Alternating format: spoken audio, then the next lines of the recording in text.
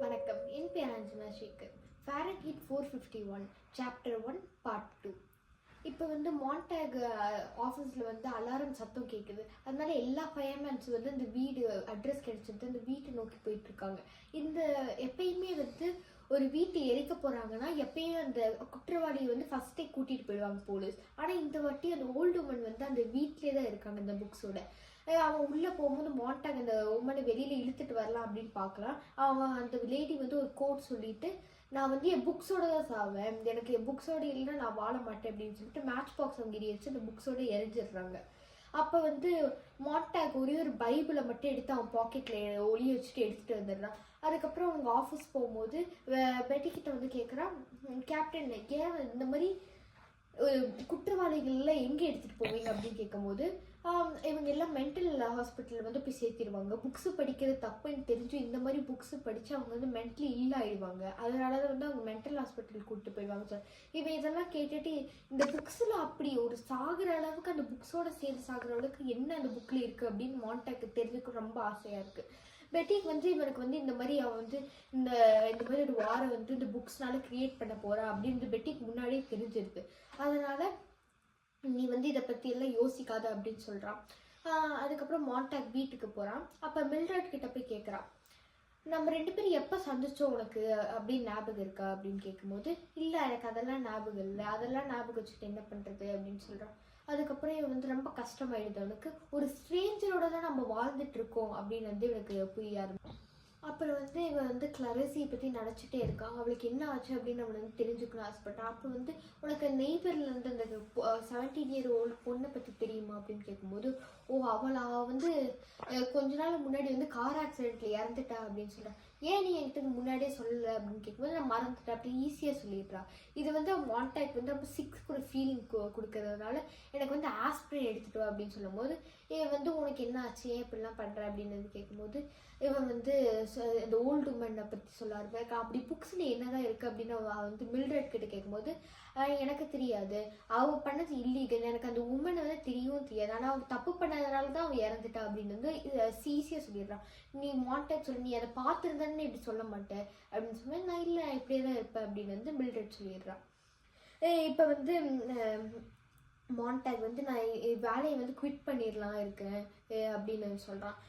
நீ குவிட் பண்ணக்கூடாது அப்படின்னு மில்ட்ரட் வற்புறுத்துறா. நான் அவங்க என்ன சொல்ல வரான்னு கூட புரிஞ்சுக்கிறது கிடையாது. அதுக்குள்ளே ஒரு காலிங் பெல் சத்தம் வருது. அவன் யாருன்னு பார்க்கும்போது பெட்டி வராது தெரியுது. அவள் மில்ட்ரட் சொல்கிறா. இப்போ மான்டாக், நீ நான் சிக்காக இருக்கேன், அவனை இப்போ போய் சொல்லு அப்படின்னு சொல்லும்போது, நான் சொல்ல மாட்டேன் நீயே போய் சொல்லு அப்படின்னு மில்ட்ரட்னு சொல்லிட்டு பெட்டி உள்ளே விடுறா. லிவிங் ரூமில் உட்காந்துட்டு இருக்கான். இப்போ மான்டாக் புக்கை பில்லோக்கு அடியில் ஒளி வச்சுட்டு அவன் வெளியில் வரான்.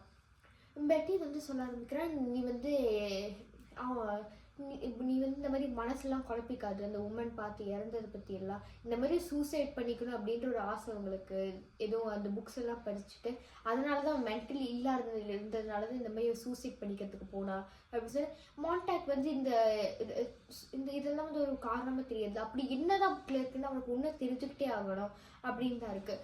பெட்டி எவ்வளவோ புரிய வைக்கணும், இந்த மாதிரி புக்ஸ் படிக்கக்கூடாது அப்படின்னு சொல்கிறான். அப்போ திடீர்னு மான்டாக் இப்போ ஒரு ஃபயர்மேன் அவன் வீட்டில் ஒரு புக்கை எடுத்துகிட்டு படிக்கணும்னு ஆசைப்பட்டானே என்ன பண்ணுறது அப்படின்னு கேட்கும்போது, நீ புக்கை எடுத்துகிட்டு நீ படிக்கலாம், ஆனால் அது படித்து முடிச்சோடனே நீ எரிச்சிடணும் அப்படின்னு சொல்கிறான். இது மான்டாக்கு தெரியுது. ஏன்னா இப்போ தான் தெரியுது. பெட்டிக்கு இவன் எடுத்துகிட்டு வந்தால் முன்னாடியே தெரியுது இவன் இந்த மாதிரி வாருக்கு ஸ்டார்ட் பண்ண போகிறான் அப்படின்னு தெரியுது. மெக்கானிக்கல் ஹவுண்ட் இவன் வீட்டுக்கு அனுப்புறதெல்லாம் இவன் தான் அப்படின்னு மான்டாக்கு தான் புரிய ஆரம்பிக்குது. சரின்னு சொல்லிட்டு, நான் இப்போ சிக்காக இருக்கேன், என்னால் ஆஃபீஸ் வர முடியாது அப்படின்னு சொல்லி, சரி நீ நல்லானதுக்கப்புறம் வா அப்படின்னு சொல்லிட்டு பெட்டி வீட்டை விட்டு போயிட்டான். அப்போ இவன் மில்ட்ரட் கிட்ட எப்படினாலும் மில்ட்ரட்டுக்கு உண்மை தெரிஞ்சிருக்கும் அப்படின்னு அவன் வென்டிலேட்டர் கிரில் கிட்ட போயிட்டு அங்கே இருக்க ஒரு 20 புக்ஸ் மாதிரி இருக்க மாதிரி புக்ஸ் அங்கே இருக்குது. அந்த புக்ஸ் எல்லாம் எடுத்து கீழே கொட்டுறான். மில்ட்ரட் இதை பார்த்துட்டு அவ்வளோ பயப்பட ஆரம்பிச்சிடா. இதெல்லாம் எரிக்க ஆரம்பிச்சிரு, எரிச்சிரு அப்படின்னு அவன் கத்திக்கிட்டே இருக்கா. அவன் இந்த காம் டவுன் பண்ணல அப்படின்னு நினைக்கிறா கூட அவன் காம் டவுன் ஆகுறது இல்லை. அவளுக்கு ரொம்ப பயமாக இருக்குது. மான்டாக் அது புரிஞ்சுக்கிறான் அவன் பண்ணுறது தப்பு அப்படின்னு. அவன் வந்து சொல்லி புரிய நம்ம அந்த புக்கில் என்னதான் இருக்குது அப்படின்னு தெரிஞ்சுக்கலாம். அது தெரிஞ்சுக்கிறதுக்கப்புறம் நாமளே எரிச்சிடலாம் அப்படின்னு மாண்டேக் சொல்கிறான். அவளை வந்து என்ன பண்ணு அப்படின்னு வந்து சொல்லி விட்டுடுறா. பேட்டி வந்து திருப்பி வீட்டுக்கு வந்து இந்த வீடோட நம்மளையும் சேர்த்து எரிக்க போறா அப்படின்னு சொல்கிறேன். அதெல்லாம் நடக்காது அப்படின்னு சொல்லிட்டு அவங்க 2 பேரும் உட்காந்து புக்ஸில் என்னதான் இருக்குது அப்படின்னு வந்து படிக்கலாம் அப்படின்னு உட்காடுறாங்க. அவன் ஒரு புக்கை எடுக்கிறான். புக்கில் இருந்த ஒரு கோட்டை வந்து படிக்கிறான். அந்த கோட்டு என்ன நடக்குது அப்படின்னு அவனுக்கு புரியறதே இல்லை. அவங்க திருப்பி திருப்பி திருப்பி படிச்சுக்கிட்டே இருக்கான். அவனுக்கு அந்த கோட்டை என்னதான் அப்படி சொல்லுது அப்படின்னு வந்து அவனுக்கு புரியறதே கிடையாது. மில்ட்ரட் வந்து சொல்லிடுறா, இதனால தான் வந்து இந்த புக்ஸை வந்து அவள் படிக்க வேணாம் பேட்டி அப்படின்னு வந்து சொல்ல ஆரம்பிக்கிறான். இப்போ வந்து காலிங் பெல் அடிக்குது. அது யார் அப்படின்னு பார்க்கும்போது போய் பார்க்குறாங்க.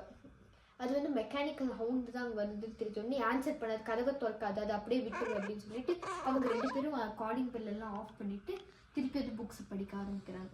இதோட சாப்டர் 1 முடியுது. நன்றி, வணக்கம்.